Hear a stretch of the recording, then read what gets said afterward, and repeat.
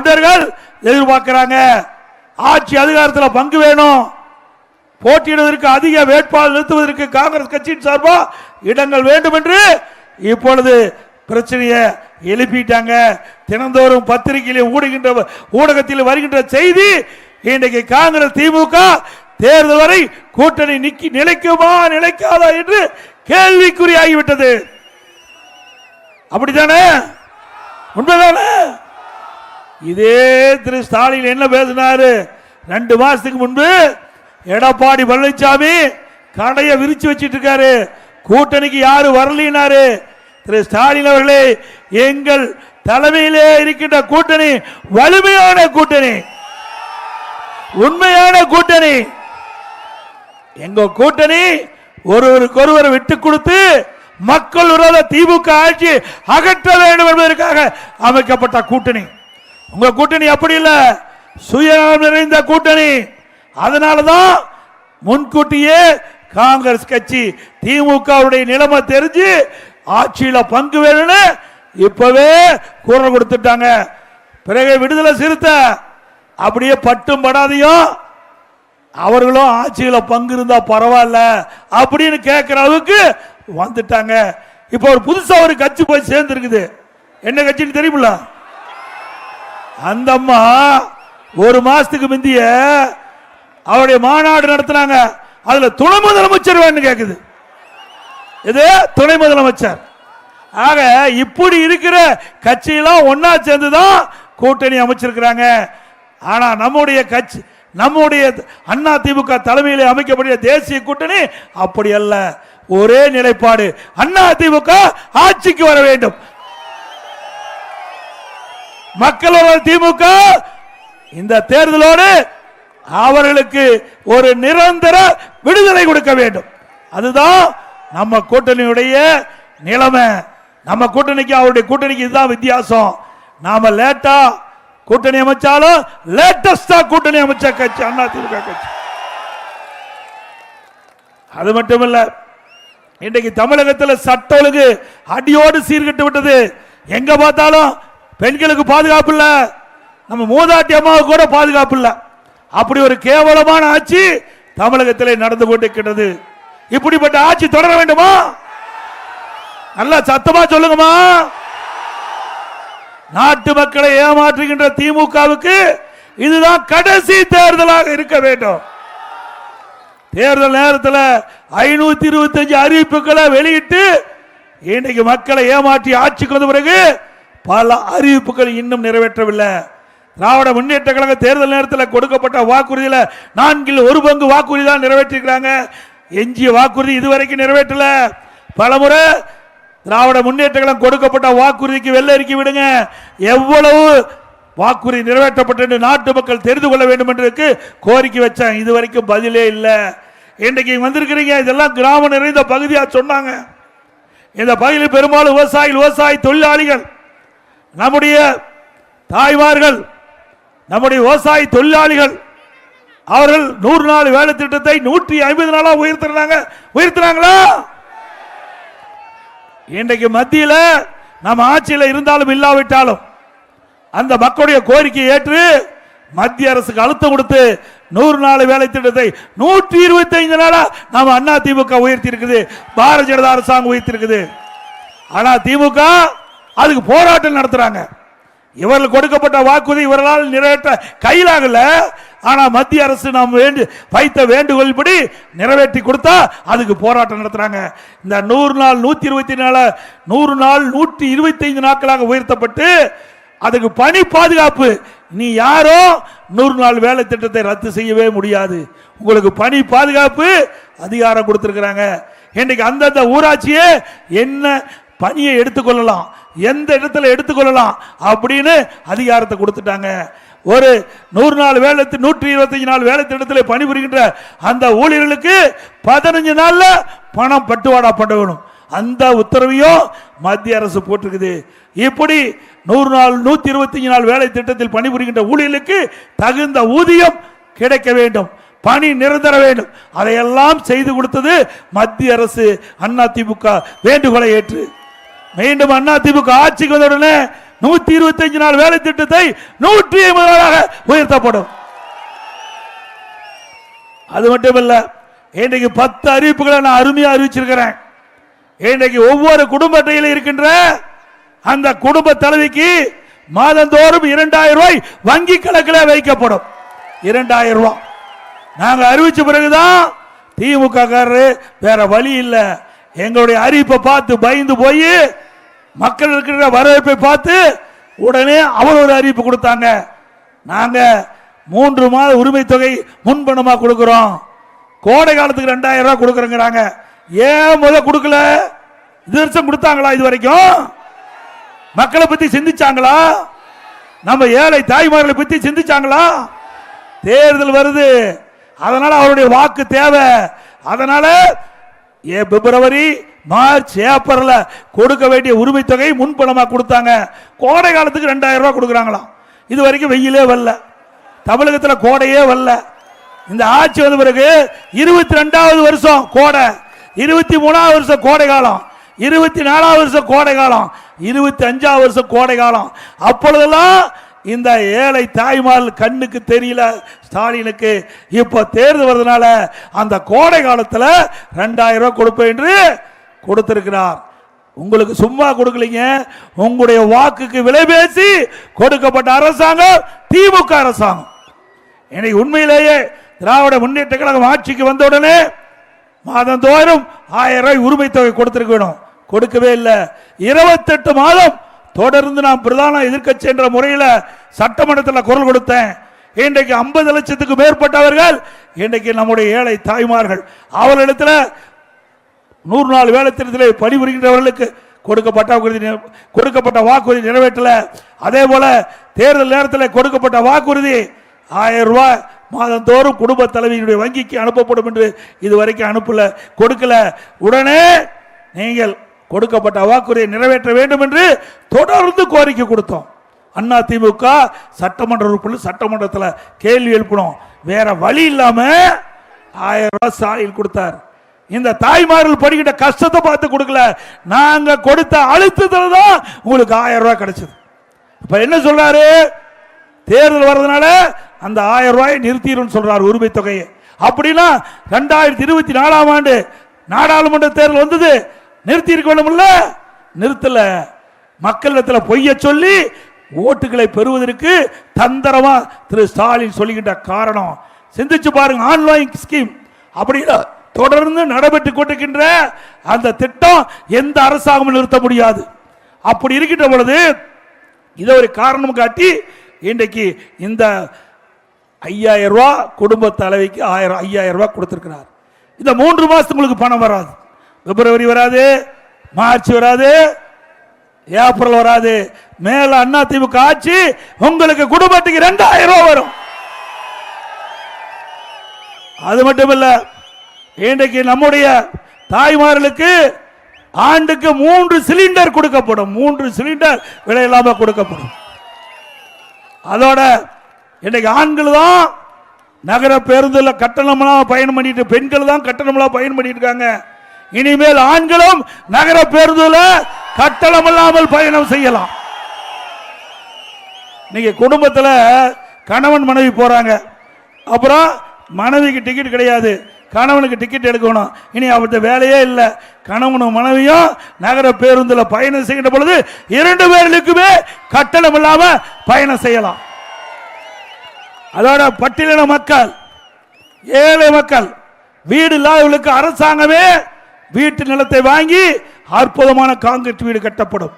அதோட பட்டியலின மக்கள், குடும்பத்தில் வயது வந்தவர்கள், ஆண் பிள்ளை திருமணமாகி தனி குடித்தனம் போகின்ற பொழுது அவளுக்கு வீட்டு மனை இல்ல, வீடு இல்ல, இனி அந்த கவலை வேண்டாம். அண்ணா திமுக அரசு அமைந்தவுடன் திருமணமாகி தனி குடித்தனம் போகின்ற பட்டியலினத்தை சேர்ந்த அந்த சகோதரர்களுக்கு நாங்களே இடம் வாங்கி அற்புதமான காங்கிரீட் வீடு மக்களுக்கு கட்டி கொடுக்கப்படும். இன்னைக்கு ஒவ்வொரு தீபாவளி வருகின்ற பொழுதும் நம்முடைய தாய்மார்கள் தீபாவளி பண்டிகை சிறப்பாக கொண்டாடுவதற்கு எல்லா தாய்மார்களுக்கும் பட்டுச்சாலை வழங்கப்படும். நம்முடைய சகோதரிகள் பணிக்கு செல்கிற வேலைக்கு போறாங்க, குறித்த நேரத்துக்கு போகணும். சில இடத்துல பேருந்து இருக்குது, சில இடத்துல பேருந்து வசதி கிடையாது. குறித்த நேரத்தில் போறது அளவுக்கு பேருந்து கிடையாது. அப்படிப்பட்ட காலகட்டத்தில் உரித்த நேரத்தில் அங்க பணிக்கு போக, பணி முடிஞ்சு வீடு திரும்ப அம்மா இருசக்கர வாகனம் 5 லட்சம் பேருக்கு கொடுக்கப்படும். 5 லட்சம் பேருக்கு கொடுக்கப்படும். அந்த அம்மா இருசக்கர வாகனம் வாங்கிட்ட நம்முடைய சகோதரிகளுக்கு 25,000 ரூபாய் மானியம் கொடுக்கப்படும். அதோட முதியோர் உதவித்தொகை 2,000 ரூபாய் உயர்த்தி வழங்கப்படும். மாணவர்கள் வங்கியில் வாங்கிய கடன் ரத்து செய்யப்படும். அதோட நம்முடைய ஜல்லிக்கட்டு, அந்த ஜல்லிக்கட்டில் ஈடுபடுகிற அந்த விளையாட்டிலே ஏதாவது உயிர் சேதம் ஏற்பட்டால் அவளுக்கு 10 லட்சம் ரூபாய் குடும்பத்துக்கு கொடுக்கப்படும். சிறுபான்மை வகுப்பை சேர்ந்த மகளிருக்கு தொழில் துவங்க கடன் உதவி, அவருடைய வாங்கிய கடன், அதை வட்டி கடன் தள்ளுபடி செய்யப்படும். அதோட நடைபாதையில் வைத்திருக்கிற கடைக்காரருக்கு வாங்கிய கூட்டுறவு வங்கியில் வாங்கிய கடன் தள்ளுபடி செய்யப்படும். புதிய ஆட்டோ வாங்கலுக்கு 75,000 மானியம் கொடுக்கப்படும்.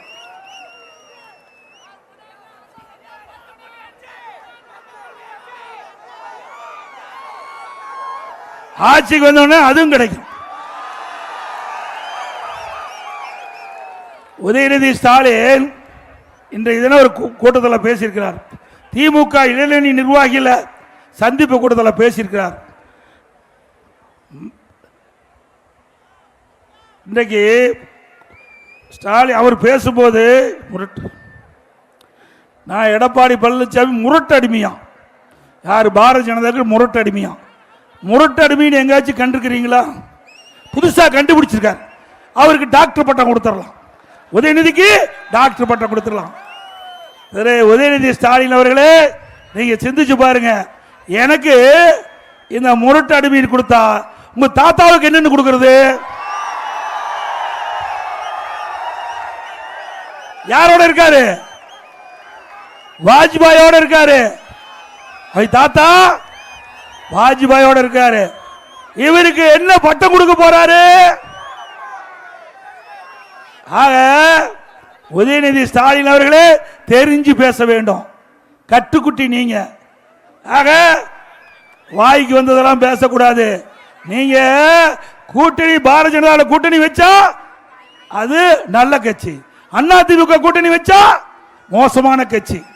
ஏங்க, அரசியல்ல ஒவ்வொரு தேர்தல் வருகின்ற பொழுது அந்த வாக்குகள் சிந்தாம சிதறாம கூட்டணி அமைச்சு வேட்பாளர் நிறுத்தி வெற்றி பெறுவது எல்லா கட்சியிலும் இருக்குது. இப்போ அதிமுக கட்சியில் யாரெல்லாம் கூட்டணி வச்சாங்களோ அவங்க திமுக கட்சியில இப்போ கூட்டணி இருக்கிறாங்க. திமுக கட்சியில யாரெல்லாம் கூட்டணி அங்க வச்சாங்களோ அவங்க அதிமுக இருக்கிறாங்க. ஆக தேர்தலுக்கு தேர்தல் மாறுபடும். அதை வைத்துக் கொண்டு இன்றைய தினம் உதயநிதி ஸ்டாலின் பேசுறார். ஆகவே நான் முரட்டு அடிமை இல்லை. உங்க தாத்தா அப்படின்னா உங்க தாத்தா முரட்டு அடிமையா? ஏன்னா தாத்தா பேச முடியாது. அதனால என்ன குறிப்பிட்டு தாத்தா பேசியிருக்கார். இன்னைக்கு டாஸ்மாக் கடையில், டாஸ்மாக் கடை தமிழ்நாட்டில் 6000 கடை இருக்குது. அந்த கடை தமிழ்நாட்டில் 1.5 கோடி கடை இருக்குது. டாஸ்மாக் கடை ஒரு பாட்டிலுக்கு யார் வாங்கினது? செந்தில் பாலாஜி. அப்படி ஒரு பாட்டிலுக்கு 10 ரூபா, 1.5 கோடிக்கு 15 கோடி, வருஷத்துக்கு 5400 கோடி, ஆண்டுக்கு 24,000 கோடி. இந்த 10 ரூபா வாங்கினதுல இவ்வளவு பணம் கொள்ளையடிச்சிருக்கிறாங்க. பல துறை, எல்லா துறையிலும் ஊழல். ஊழல் நடக்காத துறையே இல்ல. ஸ்டாலின் புலம்புறாரு, நான் ரைடை கண்டு பயப்பட மாட்டேன், ஆட்சி போனாலும் பயப்பட மாட்டேன்னு. ஆட்சி போகத்தான் போகுது. மக்கள் முடிவு பண்ணிட்டாங்க.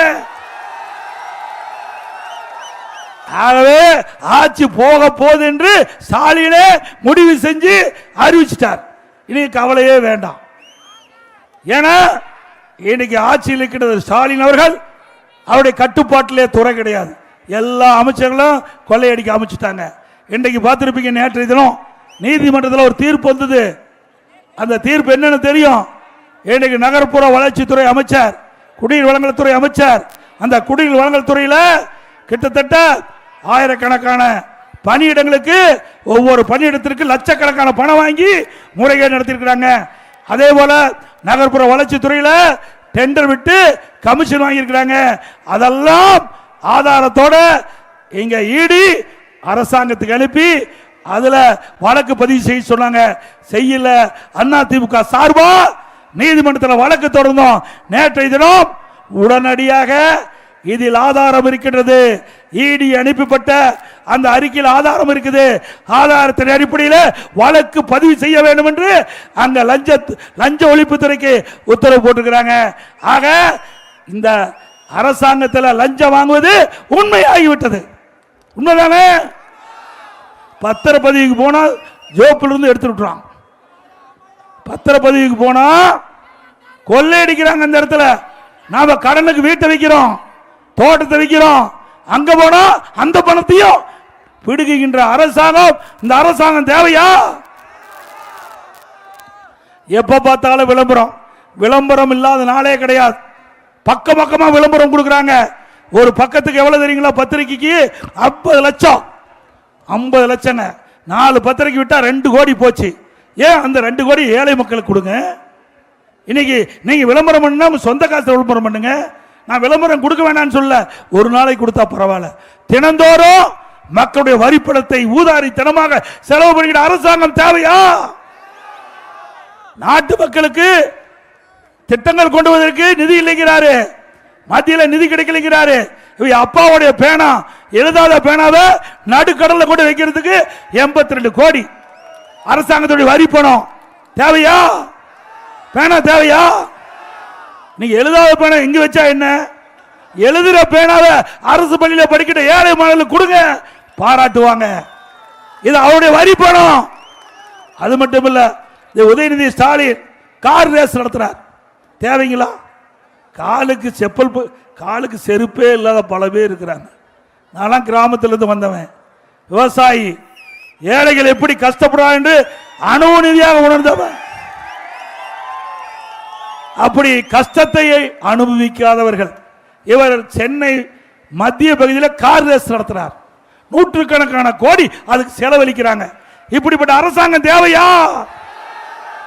ஏழை மக்களுடைய வரிப்பணத்தை ஊதாரித்தனமாக செலவுகின்ற அரசாங்கம் தொடர வேண்டுமா? சிந்திச்சு பாருங்க. நான் விளையாட்டா சொல்லல, ஒரு அரசாங்கத்தை பற்றி குறை சொல்லிட்டால் ஆதாரத்தோட சொல்றான். ஒரு அரசாங்கம் ஏழைகளை பார்க்க வேண்டும், நாட்டு மக்களுக்கு என்ன திட்டங்களை கொண்டு வர வேண்டும் என்று எண்ணி பார்க்க வேண்டும்.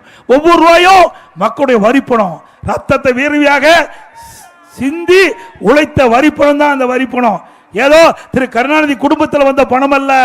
ஆக இப்படி ஊழல் செய்கின்ற அரசாங்கத்தை வீட்டுக்கு அனுப்புகின்ற காலம் கனிந்து விட்டது. அதை செய்வீங்களா? இன்றைக்கு குடும்ப ஆட்சி தமிழகத்துக்கு தேவையா? வாரிசு அரசியல் தேவையா? 2 முடிவு கட்டுகின்ற தேர்தல் சட்டமன்ற பொது தேர்தல். அதை செய்து கொடுப்பீங்களா? ஆக இன்றைய தினம் சிந்திக்க வேண்டும். இன்றைக்கு மிகப்பெரிய பணக்கார குடும்பத்தில் ஒரு குடும்பமா திரு ஸ்டாலின் குடும்பம் இருக்குது. ஆக இப்படியே விட்டுட்டா குடும்ப ஆட்சி தமிழகத்தில் வந்து வாரிசு அரசியல் வந்து நாட்டை குட்டிச்சவராக்கிடுவார்கள். ஆகவே இந்த தேர்தலை விழிப்போடு இருந்து நீங்கள் அதிமுக கூட்டணி வெற்றி பெற செய்ய வேண்டும். அது மட்டுமல்ல, இந்த ஆட்சி வந்த பிறகு மின் கட்டணம் உயர்வு, சொத்து வரி, வீட்டு வரி உயர்வு, கடவரி உயர்வு, அதோட குப்பைக்கு வரி போட்டாங்க. இப்படி வரி மேல் வரி போட்டு மக்களை வாட்டி வதைக்கின்ற அரசாங்கம் மீண்டும் வேண்டுமா? அதோட இன்றைக்கு கொடுக்கப்பட்ட வாக்குறுதி எதுவுமே நிறைவேற்றல. எல்லாம் போராட்டம் ஆரம்பிச்சுட்டாங்க. விவசாயிகள் ஒரு பக்கம் போராட்டம், செவிலியர் ஒரு பக்கம் போராட்டம், தூய்மை பணியாளர்கள் ஒரு பக்கம் போராட்டம், சத்துணவு அமைப்பாளர் ஒரு பக்கம் போராட்டம். தமிழகம் ஒரு போராட்ட களமாக இன்றைக்கு மாறிவிட்டது. ஆக கொடுக்கப்பட்ட வாக்குறுதியை நம்பி மக்கள் வாக்களிச்சாங்க, ஆட்சிக்கு வந்தாங்க. ஆனால் அதை நிறைவேற்றாத காரணத்தினால 5 ஆண்டு நிறைவு பெறுகின்ற இந்த சூழ்நிலையில் எங்களுக்கு கொடுக்கப்பட்ட வாக்குறுதியை நிறைவேற்றல் என்று வீதிக்கு வந்து போராடுகின்ற சூழ்நிலை இந்த ஆட்சியிலே பார்க்கப்படுகிறது. மக்களை ஏமாற்றுகின்ற ஆட்சிக்கு ஒரு முடிவு கட்டுகின்ற தேர்தல் வருகின்ற சட்டமன்ற பொது தேர்தல் என்பதை இந்த நேரத்தில் நீங்கள் சிந்திக்க வேண்டும்.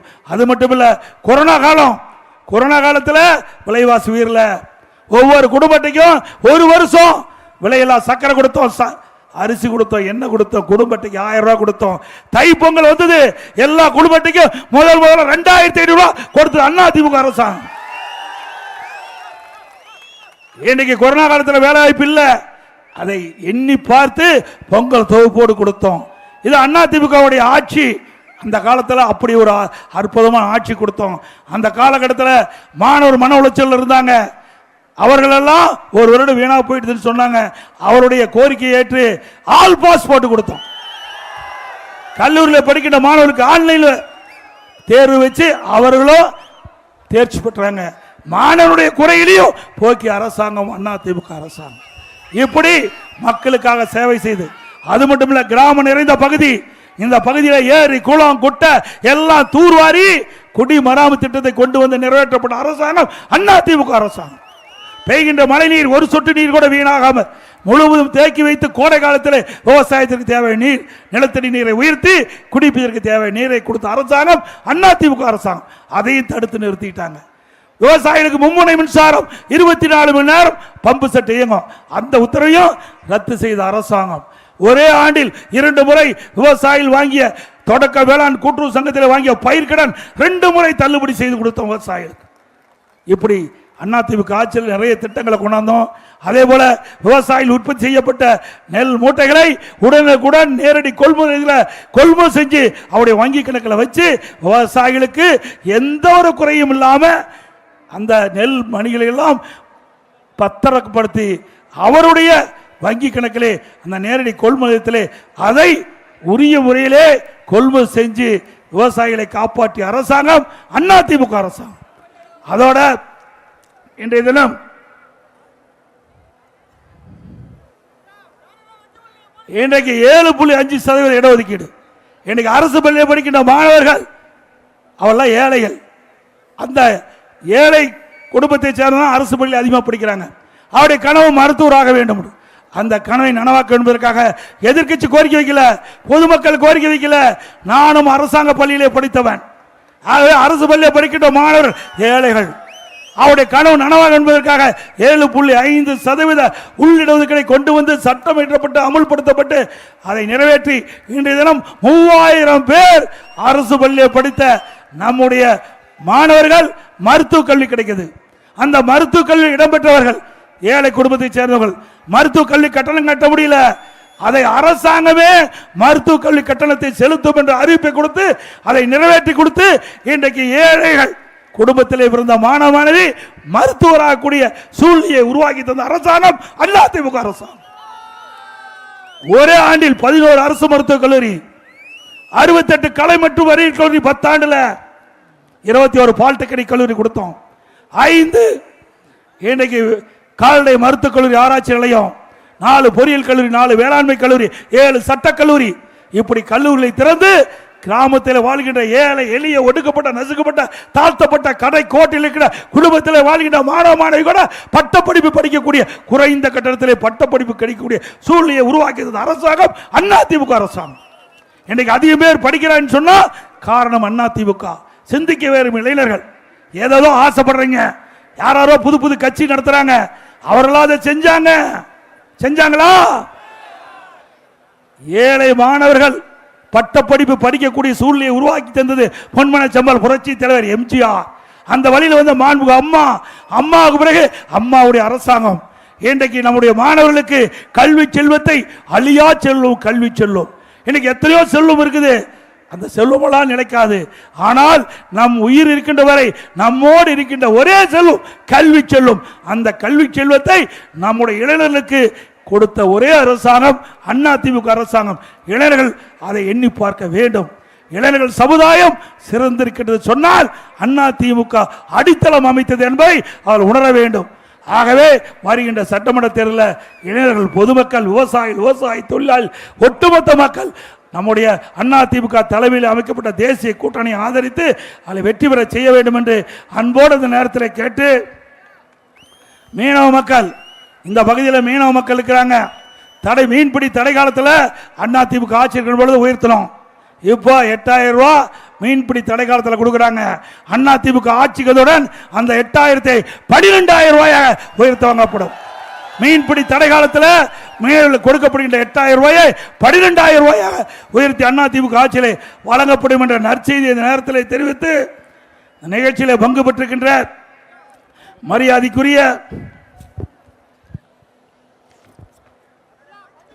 இன்றைக்கு முன்னாள் அமைச்சர் ரமணா அவர்களே, முன்னாள் அமைச்சர் பெஞ்சமின் அவர்களே, அப்துல் ரஹீம் அவர்களே, முன்னாள் அமைச்சர் மாதவர் மூர்த்தி அவர்களே, முன்னாள் அமைச்சர் TKM சின்னையா அவர்களே, அமைப்புச்சார் திருவேற்கடை சீனிவாசன் அவர்களே, கழகத்துடைய நிர்வாகிகள் அருமைச்சோழர் பஞ்சட்டி கே நடராஜன் அவர்களே, திரு ஜே சுரேஷ் அவர்களே, பி வினோத்குமார் அவர்களே, திரு பொன்னுதுரை அவர்களே, திருமதி MK சுமித்ரா குமார் அவர்களே, திரு ஆர் அன்பழகன் அவர்களே, திருமதி கமலா முனிவேல் அவர்களே, திரு AK சுதாகரன் அவர்களே, திரு PT பானுபிரசாத் அவர்களே, திரு ஜே பத்மஜா ஜனார்த்தனம் அவர்களே, திரு S ராகேஷ் அவர்களே, திரு S ஜெயச்சந்திரன் அவர்களே, திரு P சங்கர் அவர்களே, திரு C மோகன் அவர்களே, திரு டாக்டர் M விஜயராவ் அவர்களே, திரு ஆரணி ஓம் சக்தி குணபதி அவர்களே, திரு ஆமூர் M தனசேகரன் அவர்களே, திரு S சம்பத் அவர்களே, திரு GS வினோத் அவர்களே, திரு N செல்வகுமார் அவர்களே, திரு யா தமிழ்ச்செல்வன் அவர்களே, திரு T தர்ம பிரகாஷ் அவர்களே, திரு M முத்துக்குமார் அவர்களே, மிஞ்சூர் தெற்கொண்டிச்சார்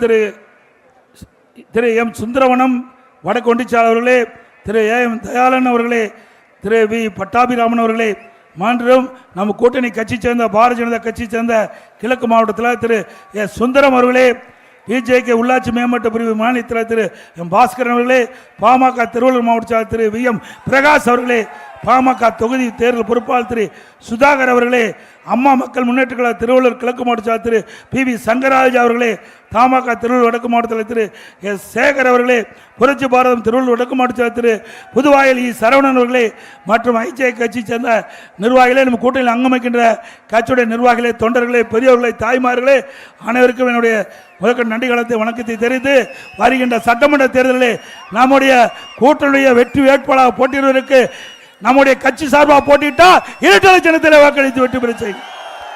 ஒருவேளை கூட்டணிக்கு ஒதுக்கப்பட்டா கூட்டணி கட்சி சின்னத்திற்கு வாக்களிக்க வேண்டும் என்று அன்போடு கேட்டு, மக்களை காப்போம், தமிழகத்தை மீட்போம், மக்களை தமிழகத்தை மக்களை தமிழகத்தை மக்களை தமிழகத்தை ஸ்டாலின் மாடல் அரசு, ஃபெயிலியர் மாடல் அரசு, பை பை ஸ்டாலின்.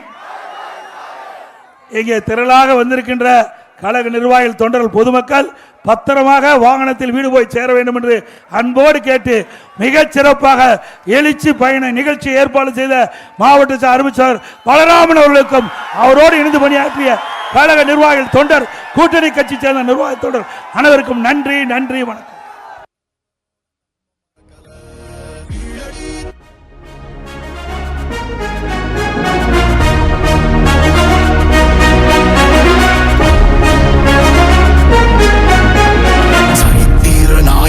சாமானிய நாயகன், தமிழக தாய மீட்க உறுதி கொண்ட ஒரு மகன், அடித்தட்ட பார்த்தவன், அரியணையும் பார்த்தவன், புரட்சி தலைவி வழி புலியனவே நடந்தவன், ஏழ வாழ வாழ வைக்க சீறி வந்த திருமகன், ஏறு கலப்ப புடிச்சு மேல ஏறி வந்த தலைமகன், ஏழ வாழ வாழ வைக்க சீறி வந்த திருமகன்.